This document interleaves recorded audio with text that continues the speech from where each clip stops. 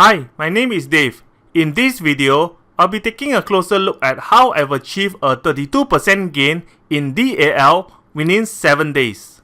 Let's take a look at the chart of crude oil as well as DAL. By the general rule of thumb, when crude oil rallies up, airlines will incur greater costs and price tends to go down. As you can see, crude oil is up and DAL is down. When crude oil is down, DAL is up. With the placement of the big money, the price of DAL will still be surging upwards regardless of the movement in the crude oil. Entry is on 20th July with exit on 27 July.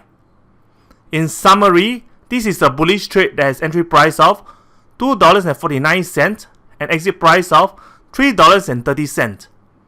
Knowing the movement of the big money provides the successful key to this trade. A nice 32% gain in this trade within 7 days. Let's take a quick look at the live statement of this trade. Entry date is 20th July with exit on 27 July. Entry price is $2.49 with exit price of $3.30. This trade has achieved a 32% gain within 7 days. Thanks for watching this video. You can watch more free videos at WhaleTrades.com.